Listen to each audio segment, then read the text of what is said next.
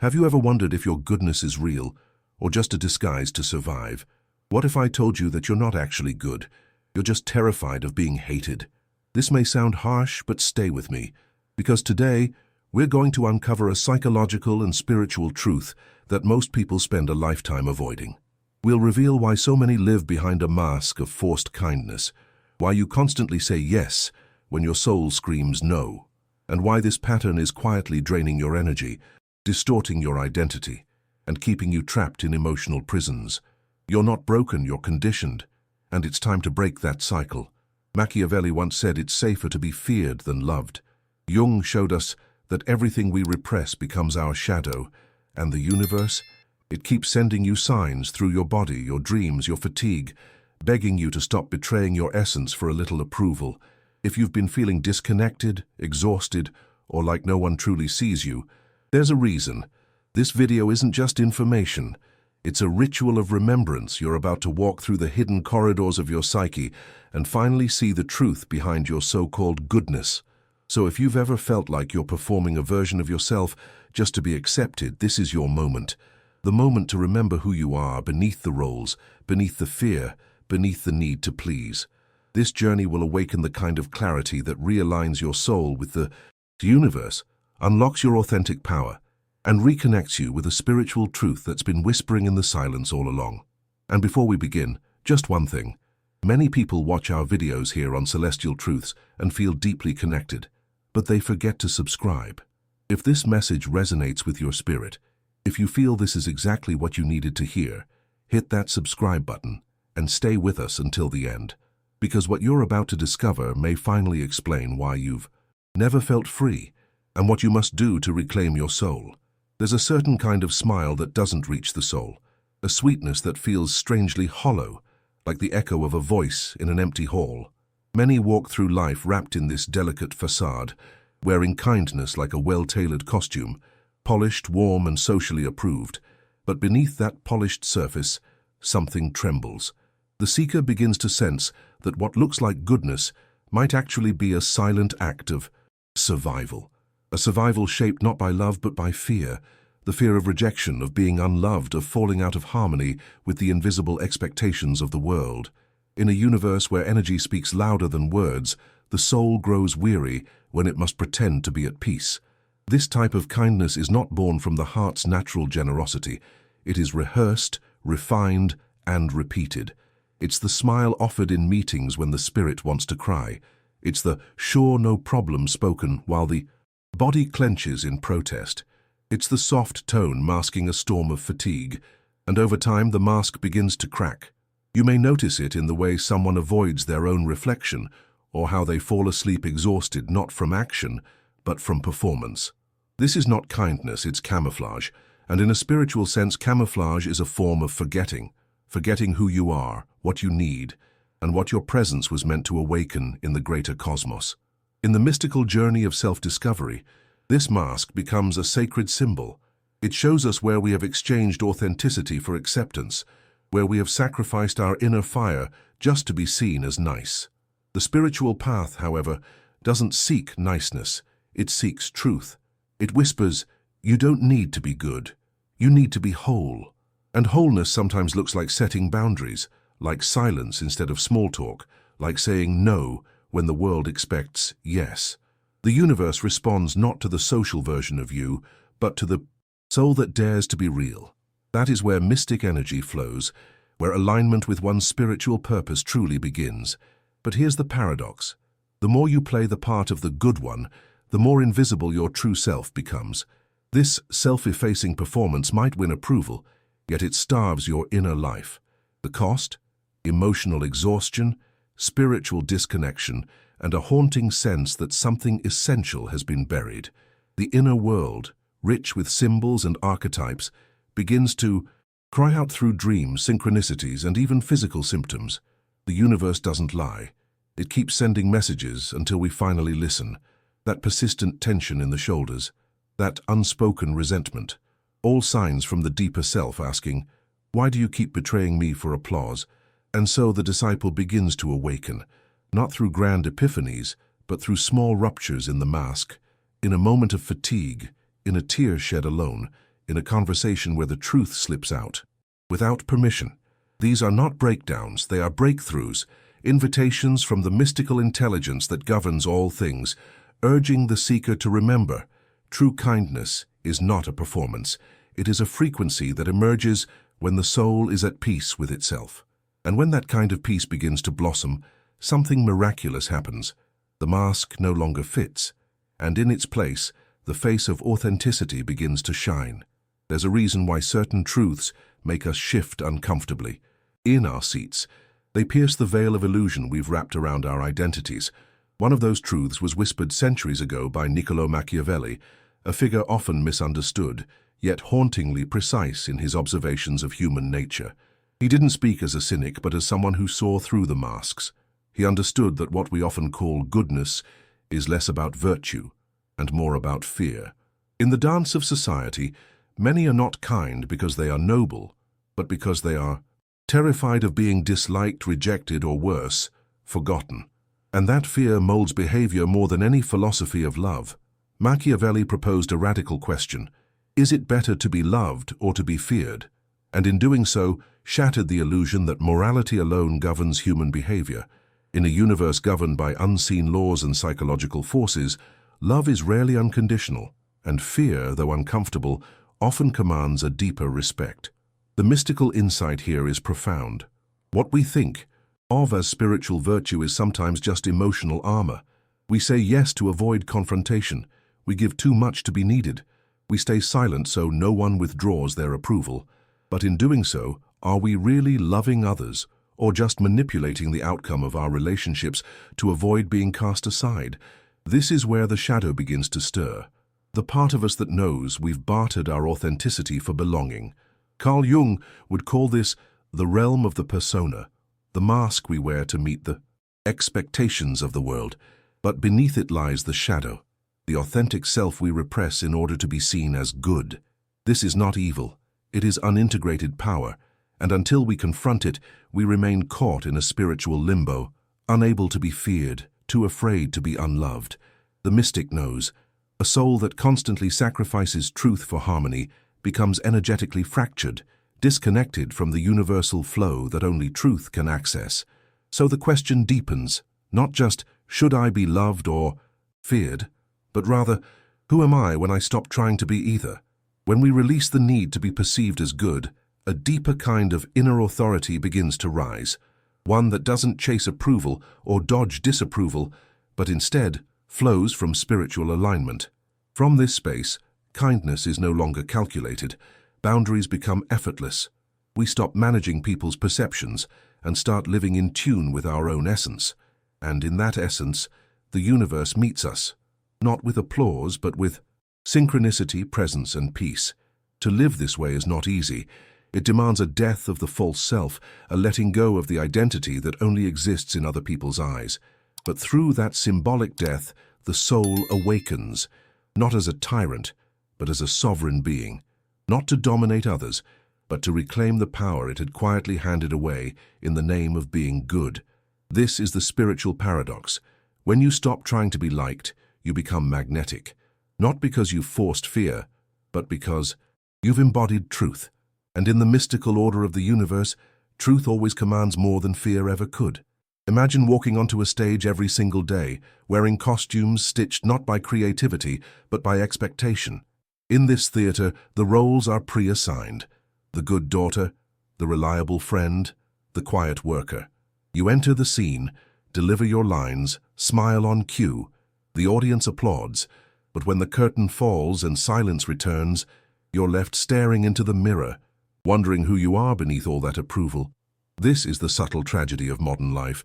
Many perform a version of themselves, not to deceive, but to survive. A spiritual survival, shaped by a desperate yearning to belong in a world that feels increasingly disconnected from the mystical rhythm of the universe. Irving Goffman once described life as a stage, where each of us dons a mask to fit into society's expectations. And yet, when this act becomes habitual, we forget it is an act at all. The costume fuses with the skin. We forget how to say what we really feel, because we're too accustomed to saying what we should. Even our kindness becomes scripted, our preferences diluted, our dreams postponed until they lose color.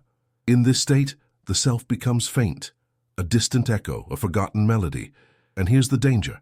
The more we're loved for the mask, the more we fear removing it. Because if they only love the act, who will love the actor? Maslow spoke of a hierarchy of needs, and among them, the need for belonging runs deep. But what happens when that belonging comes at the cost of spiritual integrity? When your presence in a room is conditional upon how much of yourself you're willing to silence, the soul begins to rebel. It speaks through restlessness, emotional fatigue, and dreams charged with symbols, fire, cages, mirrors. These are not meaningless. They are archetypal cries from the unconscious, calling you back into alignment with your essence.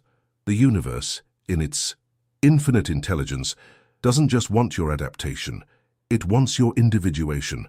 And individuation begins when you stop editing your truth for someone else's comfort. In this sacred unraveling, the seeker is invited to pause, to notice the subtle discomfort in conversations where honesty is withheld, to pay attention to the numbness after a day of saying yes when the soul whispered no, to observe how the energy dims after people-pleasing. These are the breadcrumbs leading you home. Practices like journaling dreams, meditating on archetypal imagery, or simply sitting in silence can act as portals back to your authentic frequency. Through them, you remember that you are not a role. You are a presence, not a character, but a consciousness. And the universe responds always to truth over performance. And yet this transition from performance to presence is not abrupt, it's layered. Each insight is like peeling away another mask, revealing something raw, tender, and real. Underneath, it's frightening, yes, vulnerability always is, but it's also freeing, because when you live from this space, you're no longer a prisoner of perception. You're no longer auditioning for love. You are love, in its most unfiltered form. And from that space, you don't just belong to a group, you belong to the universe. You return to your spiritual axis, and that is the kind of belonging no stage could ever provide. At first glance, kindness seems like a virtue beyond reproach, a soft glow that lights up relationships, a balm for conflict. But when kindness is used as currency, it begins to distort. It stops being a natural expression and becomes a subtle form of self-abandonment.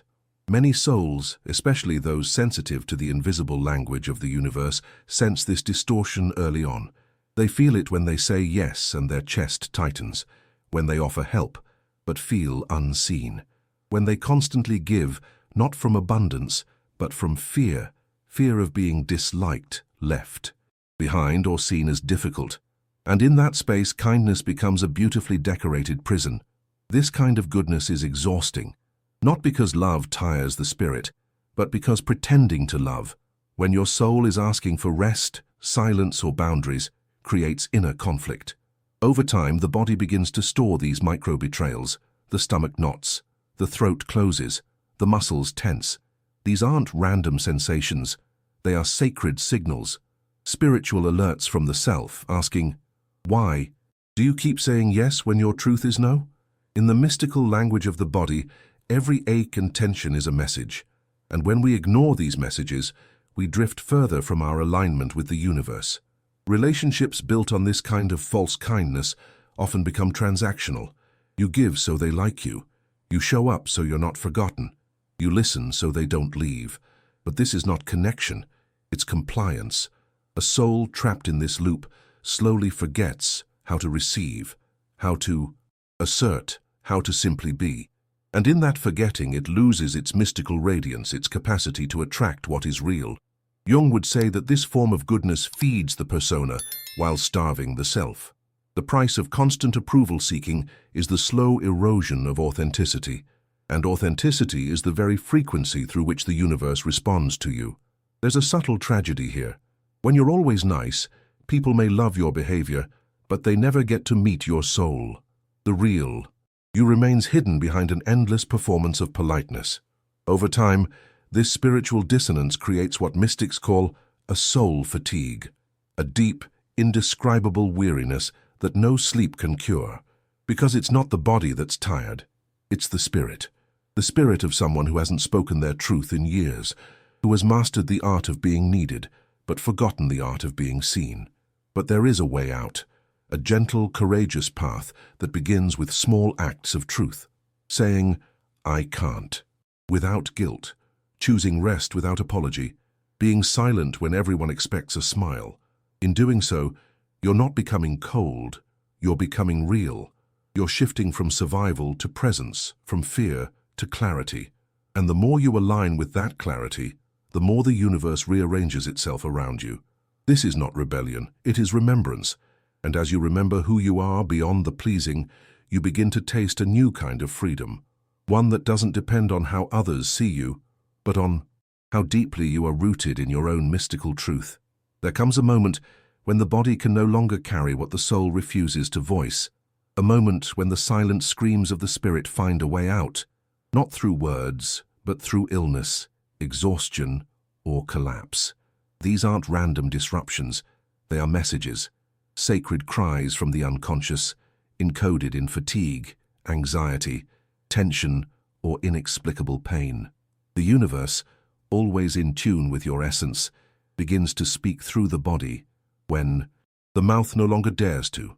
What we repress emotionally eventually manifests physically. And in this sacred equation, nothing is accidental. Every symptom is a symbol. Every ache, a forgotten truth begging to be heard.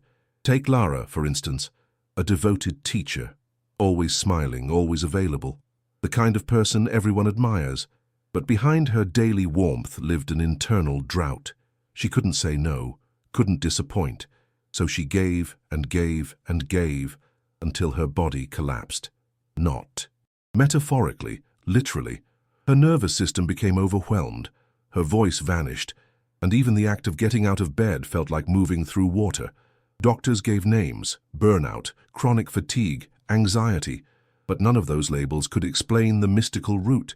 Lara had spent so long pretending to be okay that her body decided to speak on her behalf, and when the body speaks, it does not whisper. This is the paradox.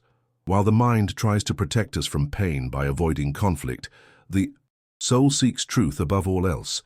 And when truth is denied long enough, the body becomes the last remaining channel for authenticity. In the esoteric traditions, the body is seen as the final altar, where suppressed emotions burn offerings of unspoken stories. And the more we suppress, the heavier the offerings become. Jung understood this as a form of psychic compensation. What is denied in consciousness finds expression in the unconscious, and the unconscious, being deeply woven into the mystical order of the universe, always seeks balance, whether gently or violently. To ignore the body's language is to silence the universe itself. This is why practices like body scanning meditations, dream journaling, and even mindful breathing can become revolutionary acts. They aren't just wellness techniques, they are forms of communion. Through them, we begin to translate the symbolic language of the self. A tight chest may mean a truth unspoken, a sore throat, a boundary betrayed, a sudden wave of nausea, a signal that your energy is in the wrong place. These are not coincidences, they are cosmic conversations. And learning to listen is the beginning of true healing. Lara's story isn't unique, it's archetypal. It reflects a collective condition, millions of souls performing, pleasing, surviving, while their bodies carry the hidden cost. But there's a mystical grace in the breaking point, because when the body collapses, the mask often shatters with it. And what's left is something raw, sacred, and unfiltered, the real you. Not the teacher, not the caretaker, not the peacemaker, but the soul underneath, all fire and silence and knowing. And from that space of surrender, a new life begins, not driven by fear, but guided by the rhythm of the universe that was always trying to speak. Through every symptom, every pause, every breath, deep within each of us lives a hidden realm, a secret room behind the psyche's polished walls. It's where we place everything that doesn't fit our image of goodness. Anger, desire, jealousy, power, authenticity. Over time, this room becomes crowded, and because the door is locked and the lights are off, we begin to forget what we've stored there, but the universe never forgets. And the self, in its sacred mission to remain whole, keeps knocking, through dreams, emotional triggers, synchronicities, and sudden waves of sadness or rage. This hidden realm is what Carl Jung called the shadow, and repressing it doesn't make it disappear, it makes it stronger. To repress an emotion is not to dissolve it, it is to bury it alive. Every time we smile instead of setting a boundary, every time we nod while our soul screams no, a piece of ourselves retreats into the shadow. And yet, society rewards this repression. You're seen as mature, polite, generous, but this surface peace is a spiritual illusion. Underneath, a quiet war brews, because when you silence your truth long enough, it begins to rebel. Not in your voice, but in your energy. People feel something's off even if they can't name it. You feel drained even if you slept well. The soul begins to rust from within. Jung taught that the path to individuation, the journey to becoming whole, requires us to face this hidden self, not with judgment but with reverence. The shadow is not evil, it is simply unloved. It holds the parts of you that once served a purpose but were labeled unacceptable. Maybe you were told not to be angry, not to speak too loudly, not to want too much, so you fragmented. You presented the acceptable parts and disowned the rest. But here's the mystical truth. The parts you disown are often the ones with the most spiritual energy. Reclaiming them is not selfish, it's sacred. Practices like shadow journaling, dream analysis, or tracking emotional reactions can offer a map to this inner terrain. For example, when you feel irrational jealousy, ask, what desire of mine have I been denying? When anger erupts, ask, where have I been betraying myself? These questions are not psychological games, they are spiritual keys. Each answer is a thread leading back to your essence, because the more we understand our shadow, the more we stop projecting it onto the world. We begin to respond from clarity, not reaction, from soul, not wound. In repressing our truths, we become ghosts in our own lives, seen but not known, kind but not connected, present but painfully absent from ourselves. But when we begin to integrate the shadow, something miraculous unfolds. We stop acting like light and become light, not because we've eradicated darkness, but because we've befriended it. And in that union, the universe responds, not with chaos, but with coherence. You become magnetic, grounded, whole, and the parts of you that once felt like threats become allies on your path towards spiritual awakening. Integration is the initiation, and the shadow, once feared, becomes your guide. There's a kind of kindness that flows effortlessly, like a river aligned with gravity, soft yet powerful, silent yet undeniable. It's the kindness of someone who knows themselves, who gives not to be seen as good, but because their cup overflows. And then there is another kind of kindness. It is practiced, polished, and full of hidden motives. It says yes while thinking no. It overextends, overpromises, overpleases. This is not evil. It is fear disguised as virtue. And the distinction between these two kindnesses can only be felt, not taught. One liberates, the other imprisons. One is mystical, the other is mechanical. Strategic kindness is rooted in survival. It says, if I'm helpful, I'll be needed. If I'm nice, I won't be abandoned. It's the child who learned that love had to be earned, that presence had to be proven. And so, even in adulthood, this energy lingers. You offer to help when you're exhausted. You listen to complaints when your soul needs silence. You forgive when you haven't even processed the wound. But the universe doesn't respond to performance. It responds to resonance. And the resonance of strategic kindness is often laced with resentment, even if the words sound sweet. Authentic kindness, on the other hand, is free. It arises when the heart is in harmony with the self. It doesn't need applause. It doesn't need to be remembered. It simply is. It sets boundaries as easily as it offers support. It gives without keeping score. It can say no without guilt, and yes without expectation. This is the kind of kindness the universe celebrates, because it is born from wholeness, not from fracture. It's not a mask, it's a radiance. It doesn't drain, it nourishes. And most importantly, it makes space for truth, even when truth is inconvenient.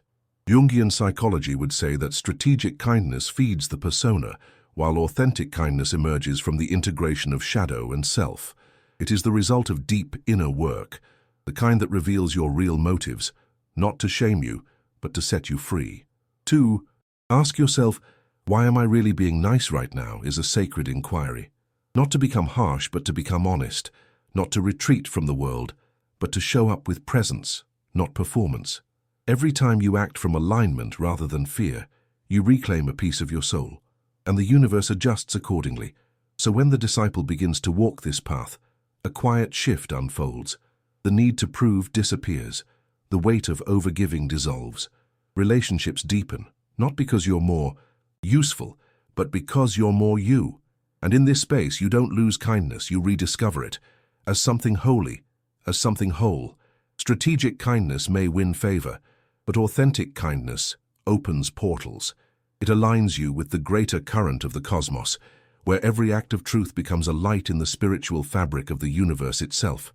There is a sacred turning point on the journey of the soul, a moment when the seeker grows tired, not tired in the physical sense, but cosmically, exhausted, tired of molding themselves to fit every space, tired of shrinking their truth to avoid discomfort, tired of offering fragments of their essence just to be liked. And in this moment of mystical fatigue, something powerful begins to awaken. The yearning to be free. Not free in the social sense, but in the spiritual sense.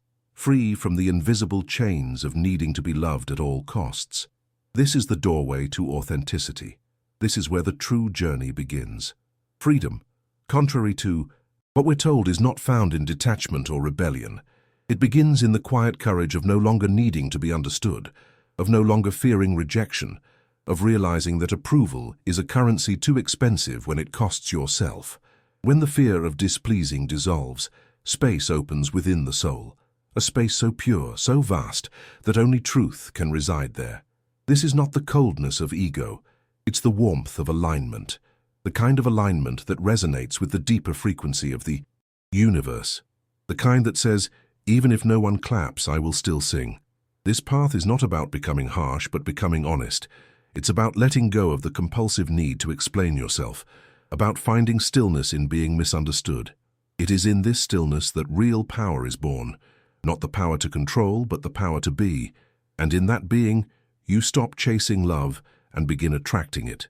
Not the love that flatters, but the love that sees. Not the love that demands, but the love that mirrors your soul.